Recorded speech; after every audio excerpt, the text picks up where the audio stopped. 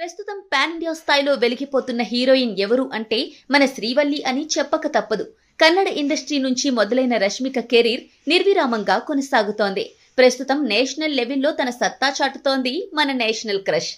2023 చివర్లో యానిమల్ మూవీతో హిందీ సినిమాకు పరిచయమైన ఈ బ్యూటీ ఏడాది తరువాత పుష్ప 2తో భారీ పాన్ ఇండియా హిట్ కొట్టింది.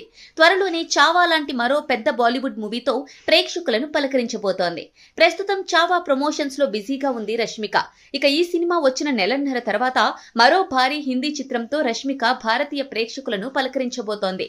బాలీవుడ్ సూపర్ స్టార్ సల్మాన్ ఖాన్ హీరోగా తమిళ దర్శకుడు మురుగదాస్ రూపొందిస్తున్న చిత్రం సికిందర్. ఈ చిత్రం రంజాన్ కానుకగా మార్చి 28న రిలీజ్ కానుంది.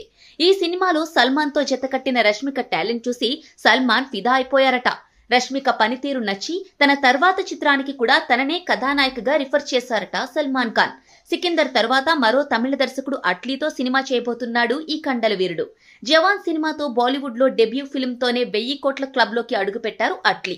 ఇక అట్లీ తన తర్వాతి చిత్రాన్ని సల్మాన్ ఖాన్, రజనీకాంత్ కాంబినేషన్ లో మల్టీ స్టారర్ గా రూపొందించనున్నట్లు వార్తలు వస్తున్న సంగతి తెలిసిందే. ఇందులో కథానాయికగా రష్మిక కన్ఫర్మ్ అయినట్లు సమాచారం. ఈ చాయిస్ సల్మాన్దే అని కూడా తెలుస్తోంది. సల్మాన్ రజనీ కాంబినేషన్ అంటే ఇండియన్ ఫిల్మ్ హిస్టరీలోనే అతిపెద్ద మల్టీ స్టారర్లలో ఒకటిగా ఉంటుంది అని చెప్పడంలో సందేహం లేదు.